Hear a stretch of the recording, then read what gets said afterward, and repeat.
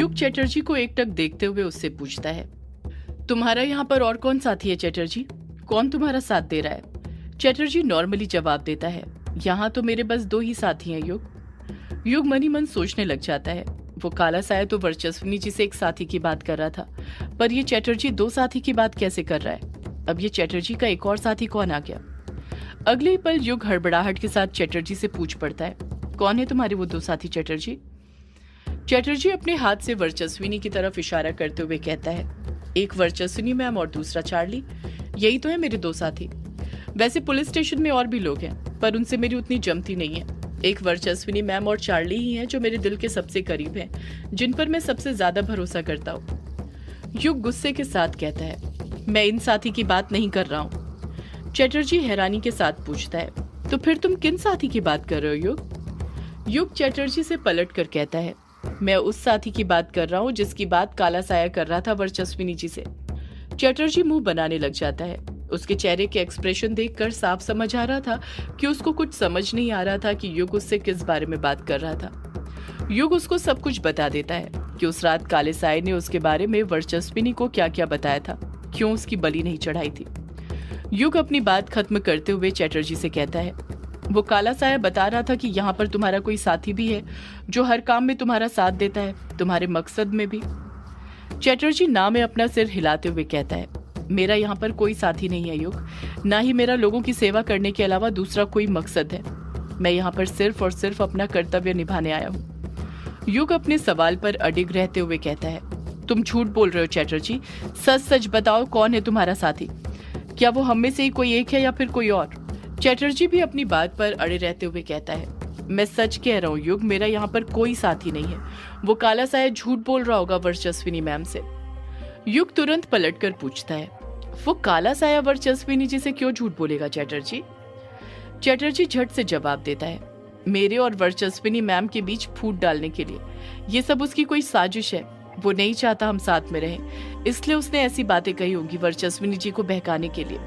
युग फिर चटर्जी से कुछ कहता उससे पहले ही कायर युग पर गुस्सा करते हुए कहता है, बस कर युग, अब और कितना झगड़ेगा तू चटर्जी से? हमसे तो तू झगड़ ही चुका है, अब चटर्जी को तो छोड़ दे। युग कायर से कहता है, पर कायर हमारा जानना जरूरी है कि चटर्जी का साथी। युग अपनी बात पूरी करता उससे पहले ही कायर फिर बोल पड़ता है, मैंने कहा ना युग, बस कर। तुझे तो ये भी लग रहा था ना कि चटर्जी तारा को लेकर कहीं और चले गया है। वो काले साई के साथ मिला हुआ है, पर ऐसा नहीं था ना। वो आया ना तारा को लेकर यहाँ पर, फिर भी तो उस पर शक किए जा रहा है। अभिमन्यु भी कायर का साथ देते हुए कहता है, हाँ युग, बस कर अब चटर्जी पर शक करना। चटर्जी सही कह रहा है, मुझे भी यही लगता है कि उस काले साये ने वर्चस्विनी जी से ये बात हम सबको बहकाने के लिए कही होगी, ताकि वर्चस्विनी जी और चटर्जी के बीच झगड़ा हो जाए। आखिर चटर्जी ही तो था जिसे तारा की फिक्र थी। अगर चटर्जी तारा से दूर हो जाता तो वो कभी तारा को नहीं बचा पाता। वर्चस्विनी भी अभिमन्यु की बात से सहमत होते हुए कहती है, मुझे भी यही लग रहा है युग कि उस काले साये ने ये सब कुछ जानबूझकर किया है। अब तुम चटर्जी से कुछ मत पूछो, मेरी तारा सही सलामत मेरे पास आ गई, मेरे लिए उतना ही काफी है।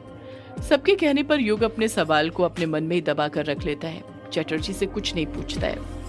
जब युग चटर्जी से कुछ नहीं पूछता तो चटर्जी अपने दिल पर हाथ रखकर गहरी गहरी सांसें अपने सीने के अंदर भरने लगता है, जैसे वो किसी बहुत बड़ी प्रॉब्लम में फंसने से बच गया हो। चटर्जी मन ही मन सोचने लग जाता है, अच्छा हुआ बच गया, वरना ये युग तो आज सबके सामने मेरी सच्चाई लाने पर तुला हुआ था। चटर्जी उस काले साये के बारे में याद करते हुए मन में सोचता है, उस काले साये ने वर्चस्विनी मैम को कुछ ज्यादा ही बता दिया उस रात। युग अभी भी चटर्जी को घूरे जा रहा था, जैसे उसके चेहरे के एक्सप्रेशन समझने की कोशिश कर रहा हो। ऐसा लग रहा था कि वो फिर चटर्जी से कुछ पूछने वाला था, और ये बात चटर्जी ने भी भांप ली थी। युग चटर्जी से कुछ पूछ पाता उससे पहले ही चटर्जी की नजर पलक पर पड़ जाती है, और वो तुरंत मौके का फायदा उठाते हुए मुद्दे को बदलते हुए कहता है, तुम कौन हो? चटर्जी ने डायना के मन का सवाल पूछ लिया था। वो तो कब से जानना चाहती थी कि आखिर वो पलक कौन थी, उसका अभिमन्यु से क्या नाता था। पलक अपने बारे में कुछ कहती उससे पहले ही अभिमन्यु बोल पड़ता है, ये पलक है, मेरी दोस्त। पलक शर्माते हुए अपनी आंखों से अभिमन्यु को इशारा करते हुए कहती है, मैं सिर्फ तुम्हारी दोस्त हूँ मेरे अभी। अभिमन्यु गुस्से से पलक को घूरते हुए कहता है, हाँ पलक, तुम सिर्फ मेरी दोस्त हो और कुछ नहीं। पलक पलट कर कहती है, अगर मैं सिर्फ तुम्हारी दोस्त हूँ तो तुम मेरी इतनी केयर क्यों करते हो मेरे प्यारे अभी? अभिमन्यु गुस्से के साथ ही जवाब देता है, केयर का मतलब ये नहीं होता पलक कि मैं तुमसे प्यार करता हूँ। केयरिंग तो दोस्ती में भी की जाती है। इसका मतलब ये तो नहीं ना कि मैं हर दोस्त से प्यार करते फिरूं। पलक फिर पलट कर कहती है, पर दोस्ती में ही तो प्यार होता है ना। पहले एक लड़का और लड़की अच्छे दोस्त बनते हैं और उसके बाद फिर प्रेमी। अभिमन्यु झट से बोल पड़ता है, नहीं पलक, ऐसा नहीं होता है। जहां पर दोस्ती होती है वहां प्यार नहीं। अभिमन्यु अपनी बात पूरी कर ही रहा था कि तभी डायना बीच में दखल देते हुए गुस्से के साथ बोल पड़ती है, अभिमन्यु, तुम दोनों बंद करो ये दोस्ती और प्यार की परिभाषा हम सबको सिखाना, और सीधे सीधे बताओ कि ये पलक कौन है, तुम इसे कैसे जानते हो। अब तो हम झरने के पास भी पहुंच गए। तुमने कहा था ना झरने के पास पहुंचकर तुम मुझे सब कुछ बताओगे। अभिमन्यु डायना को शांत कराते हुए कहता है, हाँ बता रहा हूँ डायना, तुम इतना गुस्सा क्यों कर रही हो। डायना खामोश हो जाती है, कुछ नहीं कहती है। अभिमन्यु पलक के बारे में सबको बताते हुए कहता है, पलक से मेरी पहली मुलाकात पैरानॉर्मल एक्टिविटी संस्था में हुई थी। पलक और मैं वहीं एक दूसरे से मिले थे, हम दोनों साथ में ही। पलक झट से अभिमन्यु को बीच में टोकते हुए कहती है, अरे रुको रुको, अभी ऐसे भी कोई इंट्रो देता है क्या? मेरे बारे में अच्छे से बताओ इन्हें। अभिमन्यु अजीब सा मुंह बनाते हुए कहता है, तुम्हारे बारे में कुछ बताने लायक होगा तो बताऊंगा ना पलक। पलक मुंह बनाते हुए कहती है, तुम भी ना अभी बड़े वो हो, तुमसे ना अपने बारे में कुछ बताया जाता है ना किसी और के बारे में। तुम रुको, मैं खुद इन्हें अपने बारे में सब बताती हूँ। मुझे अपना इंट्रो देना अच्छे से आता है, इसकी अच्छे से प्रैक्टिस की है मैंने। अभिमन्यु जानता था कि पलक खुद अपना इंट्रो दिए बगैर नहीं मानने वाली, इसलिए वो चुप हो जाता है और कुछ नहीं कहता है। पलक अपने हाथ से अपनी तरफ इशारा करते हुए कहती है, तो लेडीज एंड जेंटलमैन, मेरा नाम है पलक। न देखी होगी तुमने ऐसी कहीं झलक।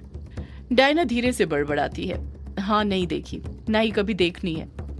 पलक डायना से पूछती है, तुमने कुछ कहा डायना? डायना बात को वहीं पर टालते हुए कहती है, नहीं मैंने तो कुछ नहीं कहा। पलक अपनी बात आगे जारी रखते हुए अपनी कमर हिलाते हुए कहती है, मुझे ना बचपन से ही डांस करना बहुत पसंद है। मैं हंसती हूँ तो डांस करती हूँ, रोती हूँ तो डांस करती हूँ, खाती हूँ तो डांस करती हूँ। सिचुएशन चाहे कैसी भी हो, पर डांस करना तो मेरा बनता है। और तो और जब मैं अभी के साथ किसी हॉरर जगह पर जाती थी वहां पर भी डांस करती थी। अभिमन्यु उसी वक्त पलक को रोकते हुए कहता है, तुम न रहने ही दो पलक, तुम बिल्कुल नहीं सुधरी हो। तुम्हारी ये नौटंकी करने की आदत ना कभी खत्म नहीं होने वाली है। तुम्हें जरा भी खबर नहीं है कि यहाँ पर चल क्या रहा है और तुम हो कि मजाक किए जा रही हो। पलक मुंह बनाते हुए कहती है, मैं कहाँ मजाक कर रही हूँ, मैं तो बस अपने बारे में बता रही थी। मैं अपने बारे में तुम्हें बताऊं भी नहीं क्या? अभिमन्यु गुस्से के साथ ही पलट कर कहता है, तुम्हें अब कुछ भी कहने की कोई जरूरत नहीं है, मैं सब कुछ बता रहा हूँ ना पलक, अब तुम चुप बैठो। पलक कहती कुछ नहीं, बस धीरे से अपने मुंह पर उंगली रख लेती है। अभिमन्यु आगे कहता है, मैं और पलक एक ही टीम में एक साथ काम किया करते थे। काम करते ही हमारी दोस्ती हो गई थी, तब से ही हम दोनों एक दूसरे को पहचानते हैं और कुछ नहीं। अभिमन्यु की बातों से ऐसा लग रहा था जैसे वो पलक के बारे में किसी को कुछ ज्यादा बताना नहीं चाहता था, इसलिए बार बार यही कह रहा था कि उसकी और पलक की दोस्ती साथ में काम करने की वजह से हुई थी और वहीं पर उनकी मुलाकात हुई थी। डायना अपने गुस्से पर कंट्रोल करते हुए अभिमन्यु से पूछती है, अभी अगर तुम दोनों की दोस्ती सिर्फ काम तक थी तो ये अब यहाँ पर क्या कर रही है? तुम्हारा काम तो खत्म हो चुका है ना, तो फिर ये यहाँ पर क्यों आई है? तुम यहाँ पर अपनी संस्था के लिए थोड़ी काम कर रहे हो। अभिमन्यु कुछ मायूसी के साथ कहता है, इसके यहाँ पर आने की और अभी तक मेरे साथ रहने की वजह मैं ही हूँ। डायना कुछ कहती है उससे पहले ही पलक मुस्कुराते हुए कहती है, देखा मेरा अभी भी मुझसे प्यार करता है, तभी तो मुझे अपने साथ रखा हुआ है उसने। पलक की ये बात कहते ही अभिमन्यु पलक को गुस्से से घूरने लग जाता है और ये देख पलक चुप हो जाती है। डायना समझ जाती है कि पलक की ये बात भी मजाक ही थी, उसकी मजाक करने की आदत को भांप लिया था उसने। डायना झट से अभिमन्यु से फिर पूछती है, इस पलक के तुम्हारे साथ रहने की वजह तुम कैसे हो अभी? अभिमन्यु कहता है, ये बहुत लंबी कहानी है डायना। डायना गुस्से के साथ कहती है, कहानी लंबी हो या छोटी हो अभी मुझे जानना है, सब कुछ बताओ मुझे। युग भी बोल पड़ता है, अभिमन्यु सिर्फ डायना को नहीं, हम सबको ये बात जाननी है कि पलक के तेरे साथ रहने की वजह तू कैसे है, बता अभिमन्यु, कुछ मत छुपा। अभिमन्यु युग के सवाल का जवाब देते हुए कहता है, मैं कुछ छुपा नहीं रहा हूँ युग, मैं तो तुझे पहले इस बारे में बता चुका हूँ। युग हैरानी के साथ अपनी दोनों भवें ऊपर उठाते हुए कहता है, तूने मुझे इस बारे में बताया था, पर कब? अभिमन्यु झट से जवाब देता है, जब मैं यहाँ पर आया था तब, जब तूने मुझसे पूछा था कि मुझे पैरानॉर्मल एक्टिविटी संस्था वालों ने क्यों निकाल दिया था। युग पुरानी बातों को याद करते हुए कहता है, जितना मुझे याद है तूने मुझे बताया था कि तू एक गुफा के अंदर गया था और उस वक्त तुझे अंधेरे से डर लगता था, जिस कारण तू घबरा गया था, वहां से भाग आया था। इसी कारण से तुझे पैरानॉर्मल एक्टिविटी संस्था वालों ने निकाल दिया था। पर इस बात से पलक के अभी तक तेरे साथ रहने से क्या लेना देना है? अभिमन्यु कहता है, लेना देना है युग, बहुत ज्यादा लेना देना है।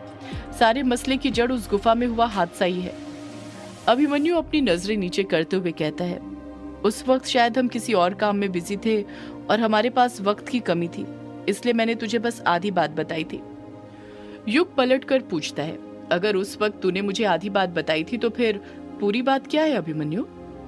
अभिमन्यु एक गहरी सांस अपने सीने में खींचने के बाद कहता है, बात यह है कि मेरी टीम में सिर्फ पलक ही नहीं थी, बल्कि 2 लड़कियां और थीं, दीप्ति और कंचन। जैसे ही अभिमन्यु कंचन का नाम लेता है, यामिनी के दिमाग में कंचन का नाम घूमने लग जाता है। यामिनी मन ही मन खुद से बड़बड़ाती है, ये कंचन नाम तो कहीं पर सुना सुना लग रहा है, पर कहाँ? सदियों से है पुरानी ये है यक्षिणी की कहानी।